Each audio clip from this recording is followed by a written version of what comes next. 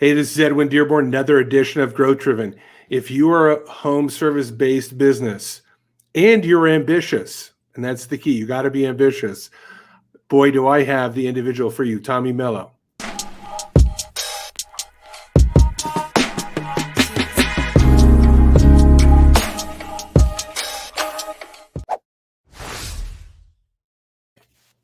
Okay, another edition of Growth Driven, and I am really excited about today. I reached out to Tommy Mello because I know there's a lot of home service business guys out there that are in their business but not working on their business, and I could tell that Tommy was a guy who really changes the paradigm for everyone there. So Tommy, thank you so much for taking your valuable time to be here. Hey, glad to be here. Super excited. There's nothing more I love than podcasts. So that's awesome. So you are in Phoenix. We spoke a little bit before we started.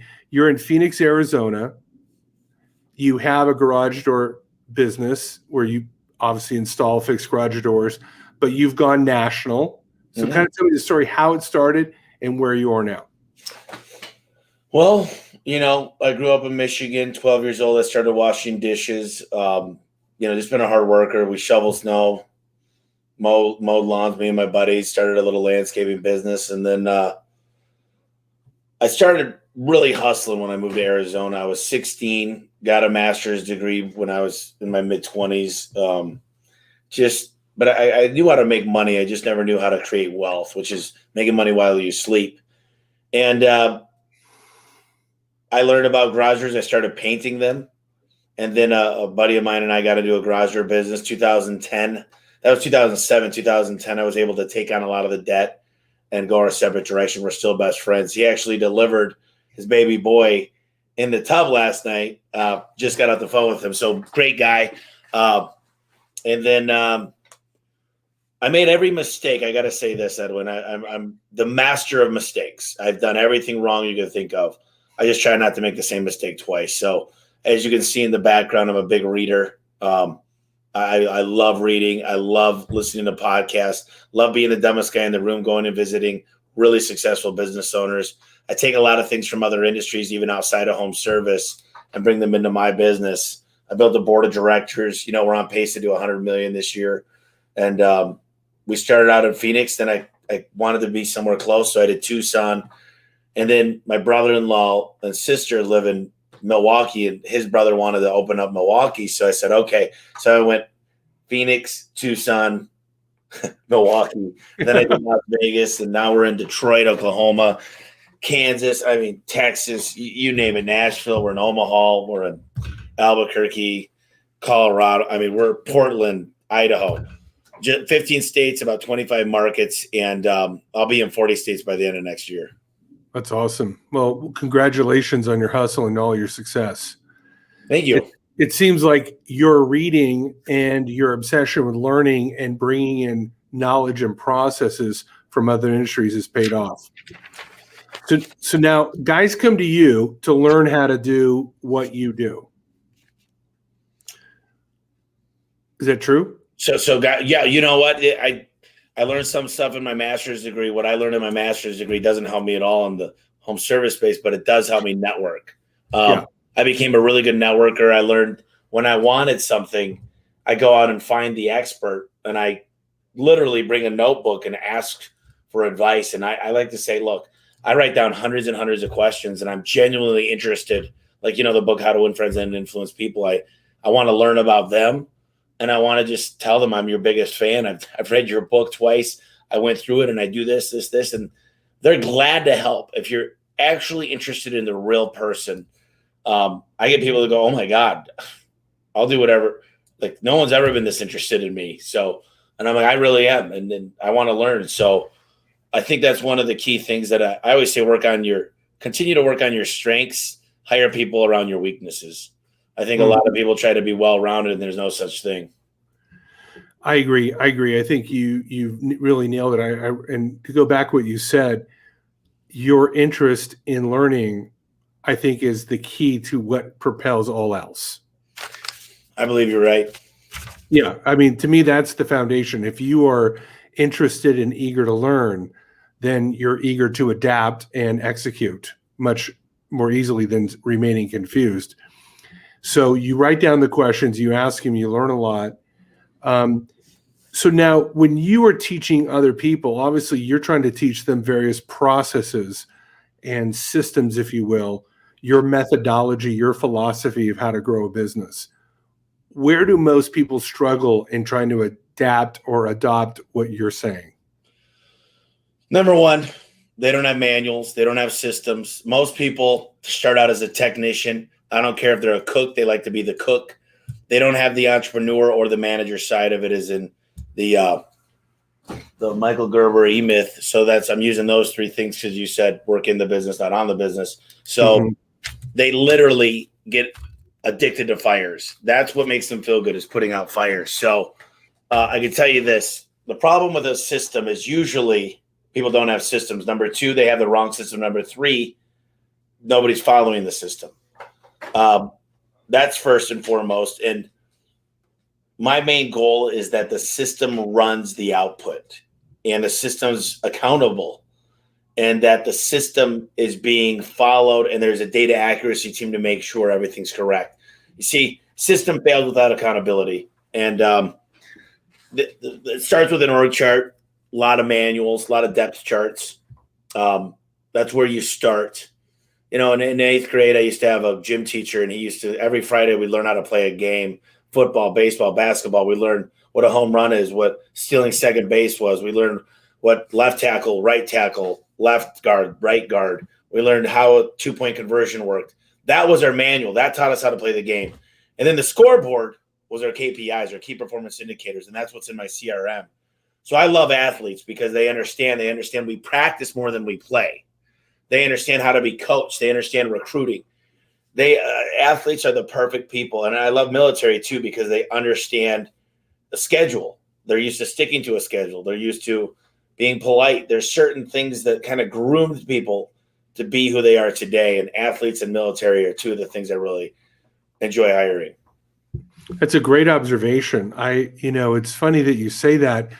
My father was a Marine Corps sergeant, so I'm very familiar with the disciplined lifestyle.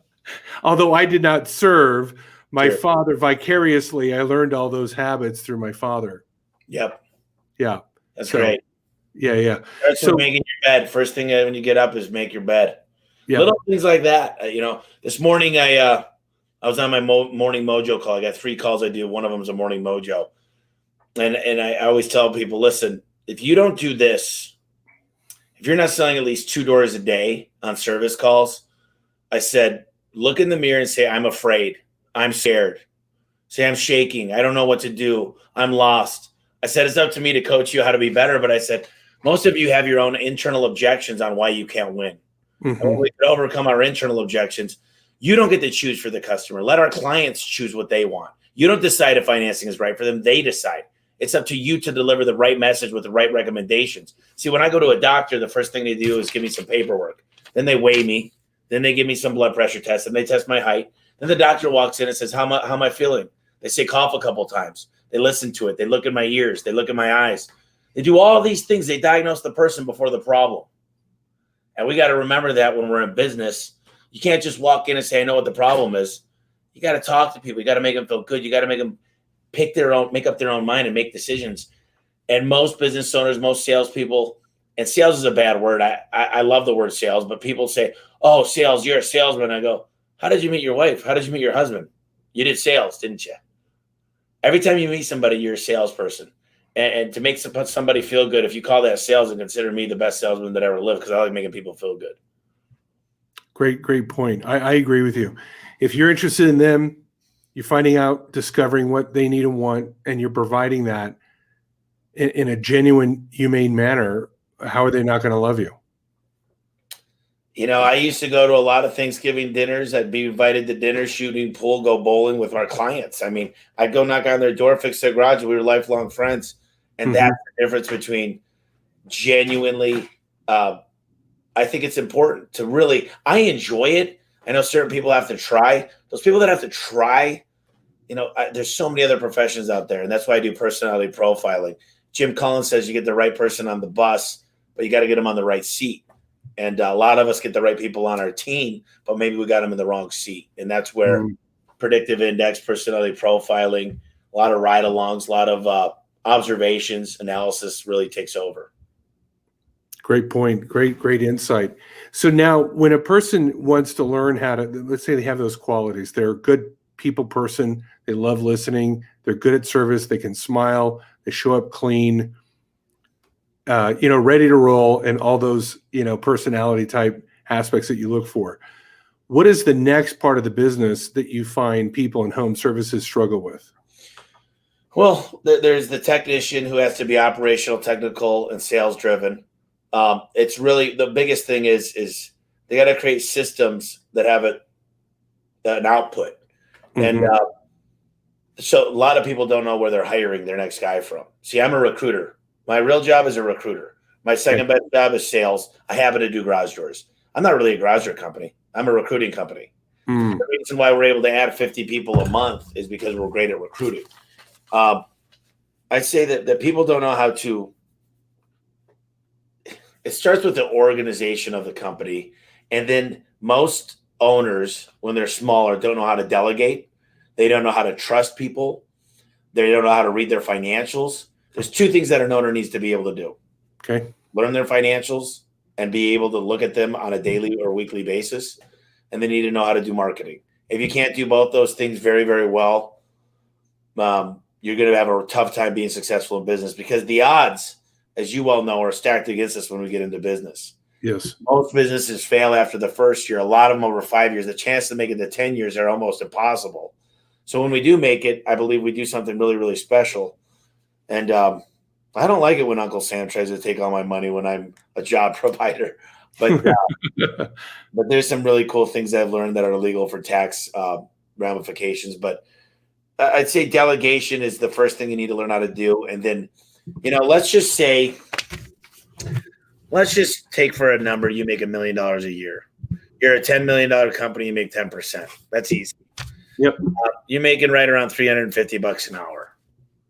You should not be doing anything unless you absolutely love it at less than three. If you could hire someone to cut your lawn or cook for you or do anything for less than $350 an hour, then let them do it. Unless you want to show your kids that dad knows how to fix a broken pipe and be a man or whatever you're trying to do, a good dad.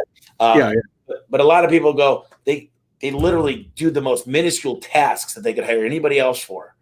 And they got to understand that you're a visionary. Read the book Rocket Fuel and get your integrators. You're the visionary. My dream became a vision. I want to do $1 billion within the next 3 years. So how do I get to $1 billion? Well, if my average check is 500,000, I need 2,000 technicians. So how to get to 2,000 technicians? I had to build a timeline that was a hockey stick that goes up. And I needed to go, what needs to happen this year? Then I said this quarter. Then I said this month. Then this week. And then I said, today, here's what I need to start with. I need to build a training center, a recruiting center. I need to have a 90-day program. I need to have the personality profiling. I need to figure out every single obstacle in the way. How am I going to get enough trucks wrapped and completely outfitted? How am I going to figure out the inventory? How am I going to have checks and balances? But that's how my brain thought, because I'm a dreamer and a visionary. And then I wrote it all down and created a plan, and I'm sticking to my plan. And it's going to work. It's not even a question. I'm gonna surpass all my goals, because that's what I do. Because if you put something in front of me, I'm going to run over the top of it or figure out a way around it. And I love that. Well, you're preaching a lot of things that I like to go on, which is have a plan, follow the plan, put in systems. You're saying all the things that multimillionaires, it's funny that when I've interviewed enough people, you can see that there's this thread of sameness in what they're doing. They've stumbled upon or learned, or both, build teams, processes, procedures, technology, learn sales, learn marketing. To get specific, so let's say I've never fixed a garage. I'm not in the garage door business, but let's say I start one today. Sure. Marketing wise, I have I've got the technician. I'm going to build the team. What kind of marketing tactics do you teach these guys that a lot of people that don't do in the home service business? Okay. Do you remember in high school, maybe 8th, 9th grade, you learned something called FOIL? It's when you got parentheses. It's front, outer, inner, last. There's an order of operations in math. So operationally, the first thing you need to do is start a website. First thing you need to do is pick a brand. And so many people mess this up. You want to create a story brand that creates a story. And the brand needs to be, keep it simple, Simon. Yeah. Yes. So you want to create a brand and you want it to be sexy. You want it to portray the things, your mission, vision, and core values. And then you want to develop a website. Then you want to come up with a wrap for your business. All these things sound crazy to do first, but you really got to have a business plan. So the wrap is advertising, the website. You got to start a Google My Business page. You got to claim your page, get as many pictures. Then you got to do your citation sites. So what I tell people is you're going to go out and use the friends and family network. Just like if you ever sign up for a MLM program, Totally. friends and family. Yeah. List out the 25 people you know. So you make a list of seven people. Then you call those 7 and you say, do you got 7 people I could call? I want to tune up their door at $19 a piece. And if they need something, I'm going to do it a third of the price because I want my practice. One thing I ask is if I kick ass for you, can you tell me how I did on Google, Yelp, Angie's List, Nextdoor? I can keep going. Thumbtack. So I try to get 5 or 6 reviews and then get a testimonial, then put a yard sign. Mm-hmm. Now I'm building up all my credentials. My stuff's starting to rank. My website, I'm starting to do some SEO. I also am a big fan of key performance indicators when it comes to, I've got 4,400 call tracking numbers. Every single one of my campaigns, I can tell you, I've renegotiated on top of negotiator on top of negotiator with different vendors in marketing because I know exactly what I'm doing. I've got my pay-per-click dialed in. I've got my LSA as local service with the Google guarantee. I've got my organic, my pay-per-click. Every single thing that I do has a rhyme and a rhythm to it, but those are the fundamentals. And people go, well, how do you get so many reviews? I say I make my employees make a list of 100. And then they go out and they practice on 100 of their friends and family while building their name. So when you look for their, Yelp, they'll say, hey, this Mark guy sounds great. Now, I'm not, if we shit the bed, I don't want them leaving us a 5-star review. I just probably say, hey, I messed up. Rather you not leave a review, Mom. I know I didn't do a great job today. But the point is we want to share with the good stuff we do, get the word out there. I call it making a snowball, a big, big snowball. This is before we set it down the mountain and let it build itself. You got to kind of get it a kick in the butt. And then I'm a big fan of networking. I go to B&I groups, or at least I used to. I get my guys involved in that kind of stuff. I'm out there, meet the people. I'm shaking hands. I'm literally – now I used to tell people I do garage doors, give me a call. Now I say I'm always looking for great people. Even before the call, what did I tell you? Yeah. Yeah. Look for somebody in Las Vegas. This is what they can make. This is the kind of person I want. I didn't plan on that, but that's exactly. No, but I think to your point, Tommy, you said first and foremost you're a recruiter. I think you have recruitment on the brain 24/7. So it's not even something you have to think about. You just go into expansion mode, and the first thing out of your mouth is, "Hey, you're in Vegas. Find me a guy in Vegas. I'd love referrals." You went right for the ask. You didn't apologize for it. You didn't have to explain why. You just were upfront and like, this is what I'm looking for. It's absolutely true. And I'll tell you, this is where I need people to follow me for a minute. We're going to do a math equation. Follow me real quick. Mm-hmm. I got 2 CSRs in every industry that you probably coach. Anything that you're involved in has people answering the phones. Mm-hmm. So I've got CSRA, CSRB. They're phone answerers. CSRA, the 60% booking rate. CSRB does 90%. 90% is high, but she's killer. We work 300 days out of the year. We have a $500 ticket average. And we have, 300 days a year, $500 ticket average, and we take 20 calls per day, 20 real opportunities. So those are the stats. So 60%, we'll go $500 average ticket, and we'll go 300 days, so they work a lot. And then the other one was so average ticket days and 60%. I got to write it down. Yeah, I'm the same way. No worries. So 60%, 90%, 500, and then they take 20 opportunities a day. So when you write it down, it's a lot more clear. So you just put 60%, 90%, and then across the board, $500 per job, 300 days out of the year, 20 opportunities. So you see, if there's 20, the one's booking 12 at 60%. The other one's booking 9 out of 20 is 18, right? 90. Do you realize that the 90% makes you $900,000 more per year? Wow. 900 grand by two people that answer your phones.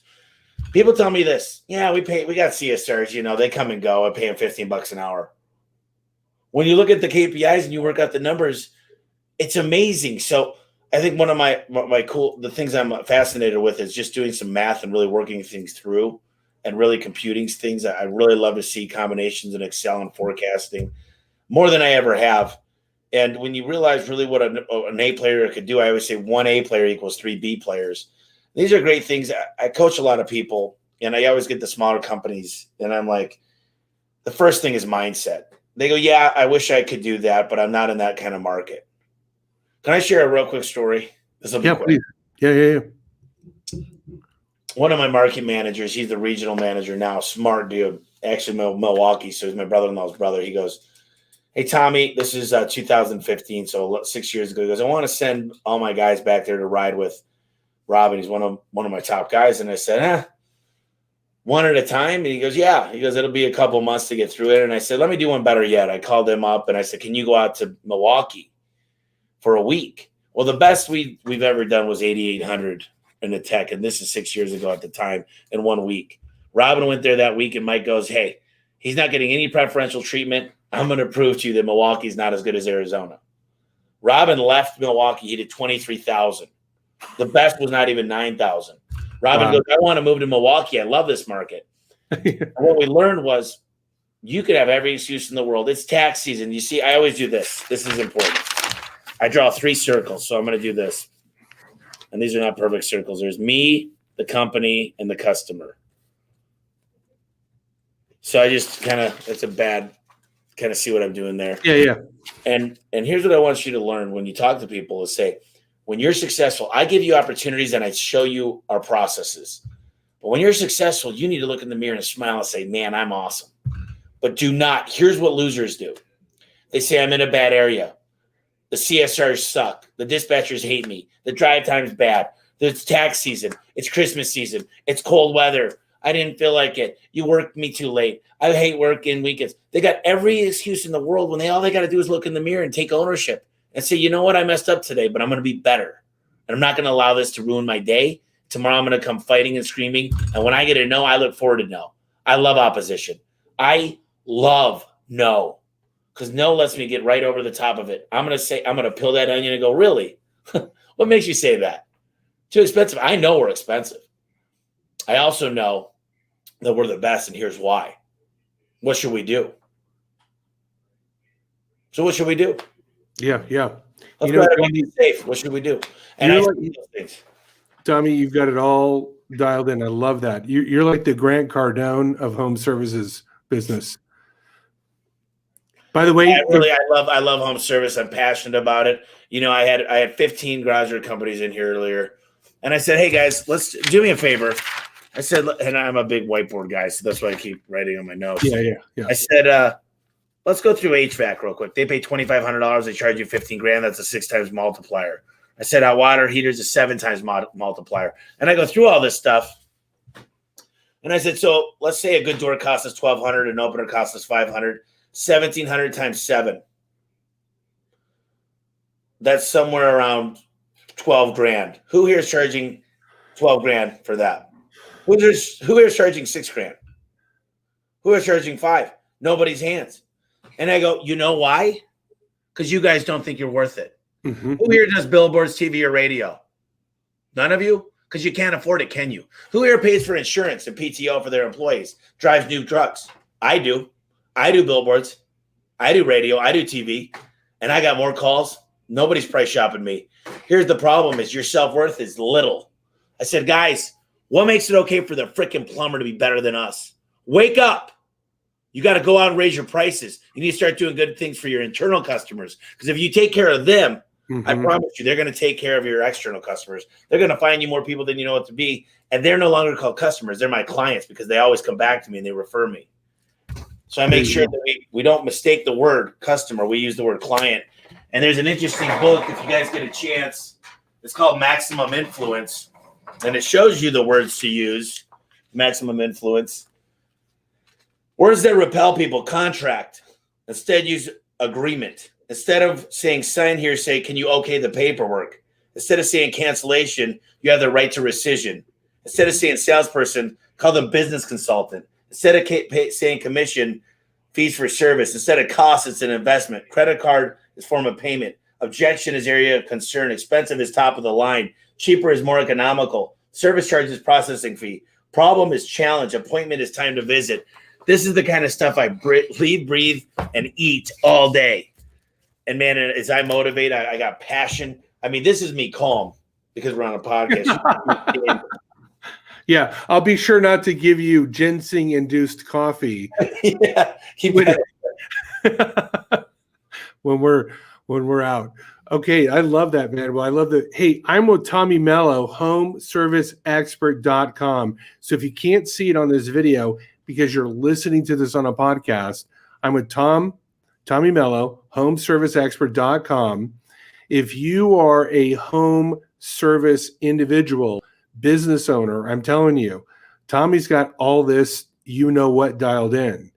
And having that dialed in, starting with mindset, what you said, having worth from the processes, the marketing, the financials, the team building, the recruiting.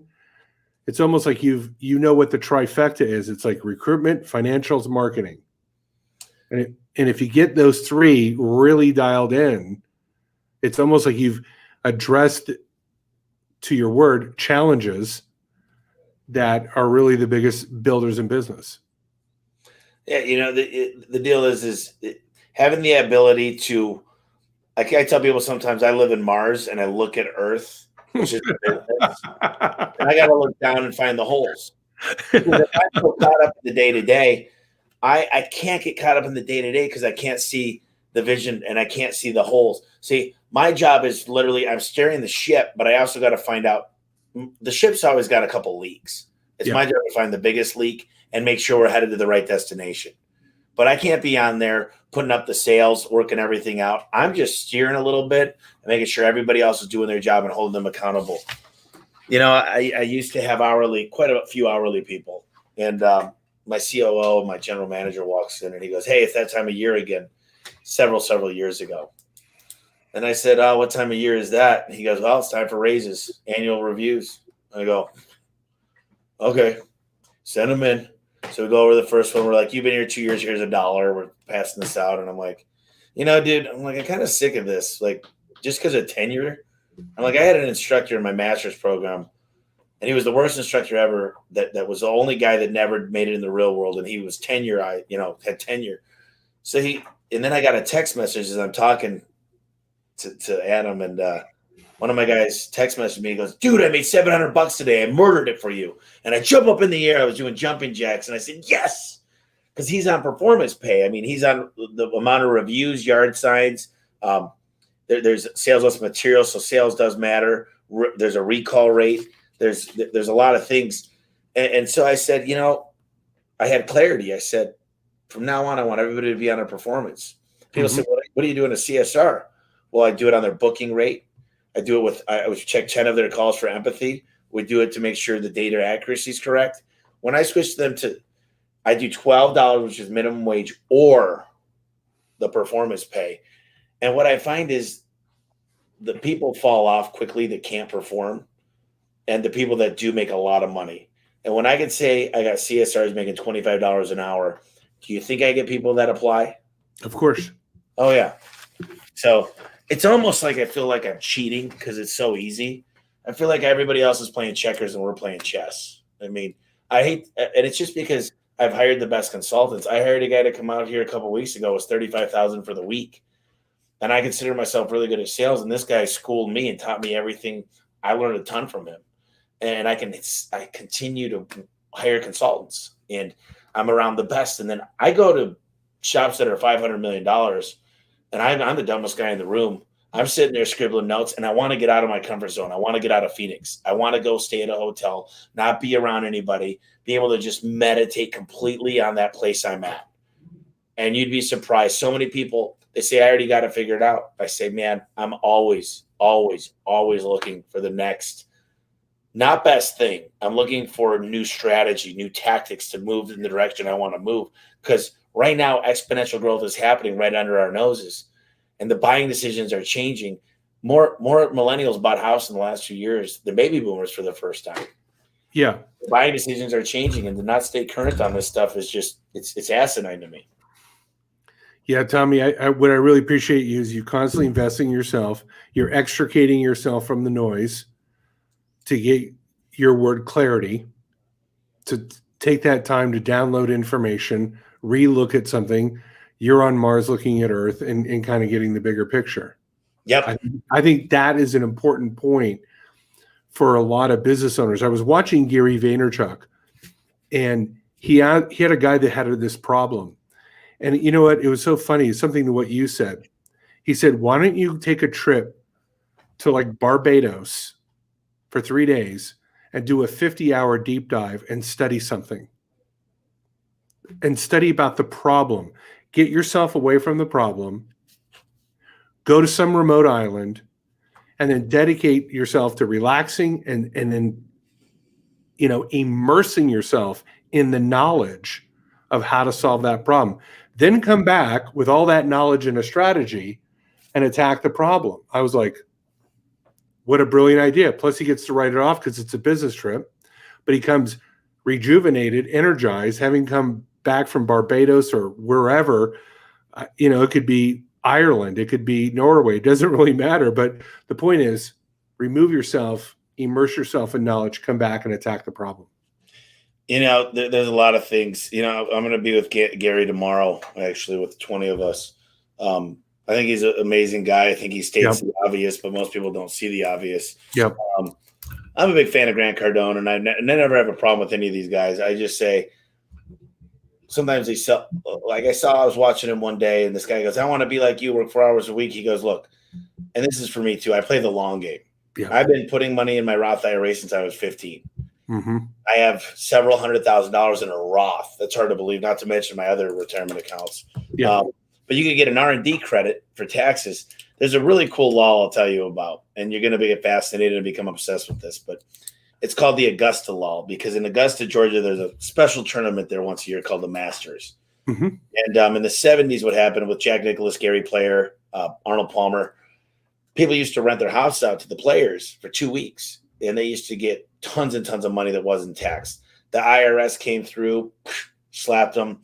Well, in Augusta, they got a lot of money, and they were able to get a lot of things overturned in the IRS. They went to D.C., and they did all their strikes and whatever. And so now they got this thing called the Augusta tax law. And I just bought a really nice house in Paradise Valley.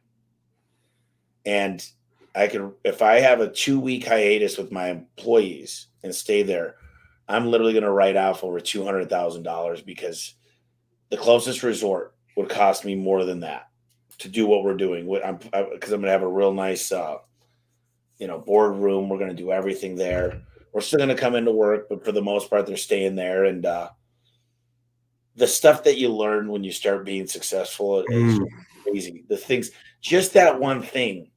I've done a cost segregation study on the building. I'm getting R&D credits. It's amazing the way my mind thinks now. I buy new vehicles every single time, and I trade them in every 3 to 4 years because I'm able to do advanced depreciation. There's so many things, and people say that's not a good thing, but when you're growing as fast as I can, there is clarity. And I go, the cool thing is, a lot of people, Elon Musk could say, man, I put a guy on Mars and made a rocket come back to itself. And a lot of these guys do a lot of cool things. I'm pretty involved in the real estate market as well, as far as another business of mine. But they can tell you, I'm doing this stuff in garage doors. Okay, people are like, geez, how'd you do? Have you ever heard of a garage? Yeah, I don't know. What kind? Is it some type of spaceship? What kind of garage? No, the garage in front of your house. Right. It's 40% of your curb appeal. It's the smile of your home. It's the only thing on your home that'll give you 102% return on investment. That's what I do. Wait, you make money doing garage doors? And I'm like, come on into this industry. It's not easy.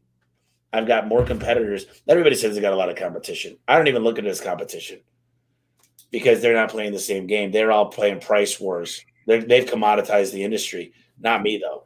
You want me, I'm going to fix your drawer right. You're going to come with the best warranty. I'm going to answer the phone on the first call. I'm going to show up in a brand new vehicle. You're going to get a drug test, a background check.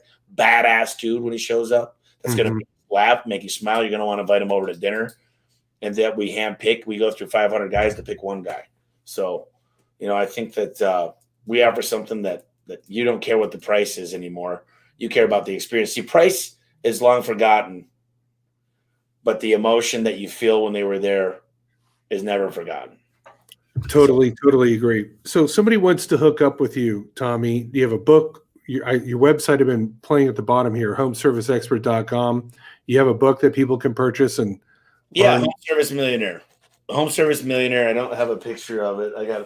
This is how the book looks. But it's on your website, right? Yeah, it's all over. Home Service Millionaire. This is kind of my big version of it. Okay, good.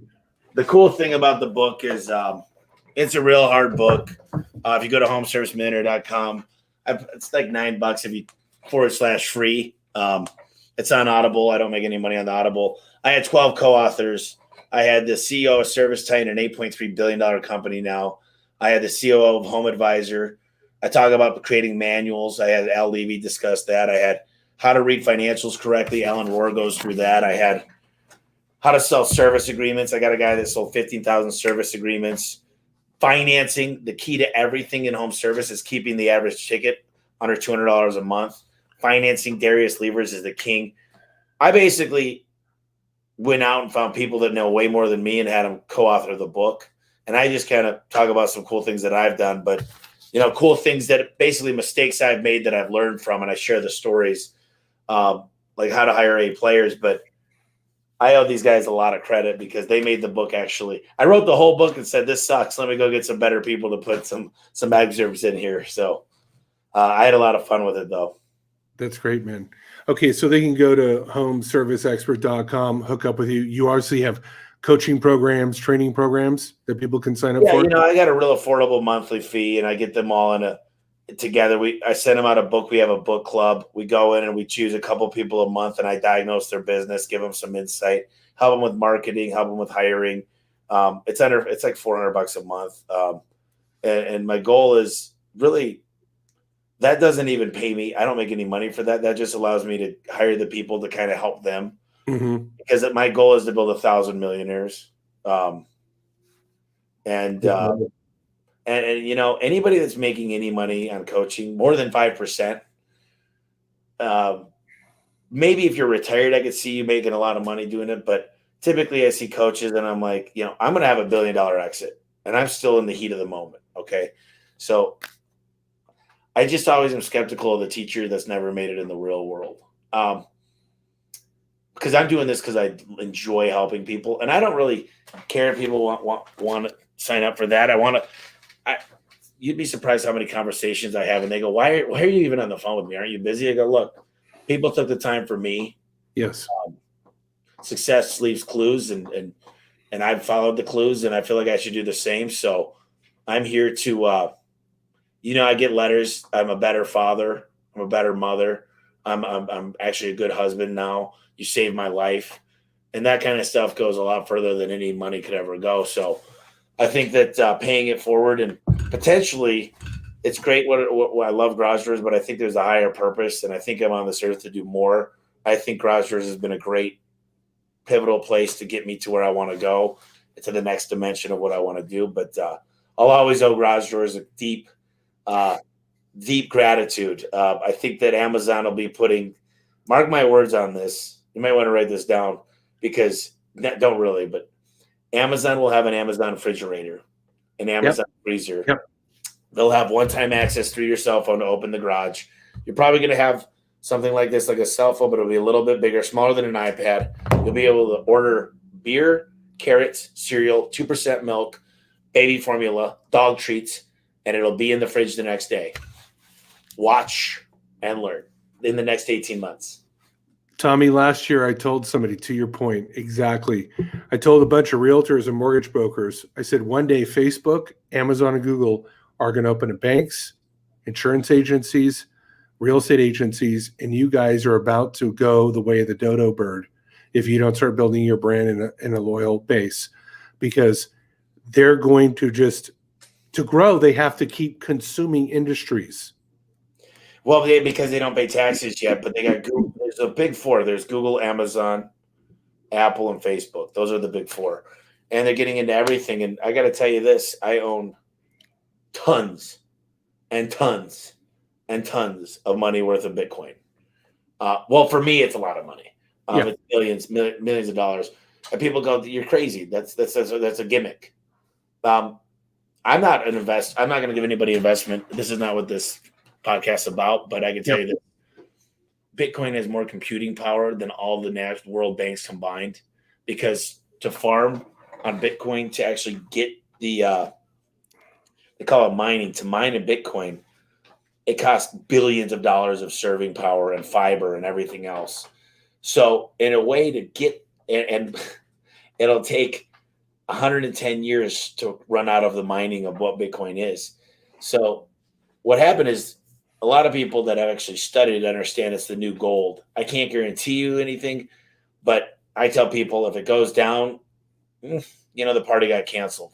But you better be damn sure I want to be there for the party. I think it is. If it goes like I think it will, I'm ready to lose the money. Yeah. But if it goes, I think it could be $2 million a coin. And like I said, don't anybody listen to me. Go do their own research because that's my own theory. I got a lot of smart friends, a lot of doctor buddies, and some of these guys. My one buddy was the head of a bank. He inherited from his grandpa, stepped down from there, became a doctor, retired from that, and now he's heavily into Bitcoin. And me and him talk quite a lot. And we'll see. But the whole new world, we're moving so fast right now. Humans can't keep up. Yep, I agree. Hey, Tommy, I'm going to have you on the show again, probably in about 6 months, because there's a lot. I can tell there's a lot of depth and latitude to what you know, and I think we could talk much more beyond just garage doors. Sure, yeah. Business strategy, investment strategy, and I know you're not an investment broker, but sometimes the best strategies come from people that are not locked into the limiting mindset that colleges have. No. Colleges are bad. Can I say one more thing that's really interesting? Please. Private equity is taking over. There's $6 billion, right? $600 billion in private equity. There's $3 trillion sitting on the sidelines. There's this beautiful thing called EBITDA. It's earnings before interest, tax, depreciation, appreciation. EBITDA. It's basically profit. And then you got some add backs. You take your EBITDA of a business, EBITDA is how people say it. Mm-hmm. And you basically get a multiple of that. Now, a small business that's doing about $500,000 of profit or EBITDA with add backs gets maybe 3 to 4 times multiple. As you become more profitable and you hit that $20 million mark, you're probably 14 times. So there's this beautiful thing called arbitrage. Mm-hmm. If you look up the word arbitrage in private equity, I'm not in private equity right now, but I can tell you what's so beautiful. And it's so cool. It's better than drugs. It's selling drugs. People make a lot of money selling coffee, selling drugs, doing a lot of crazy shit. Yep. This is better than anything because I could buy companies for 3 to 4 times. The day I buy them, I'm worth 15.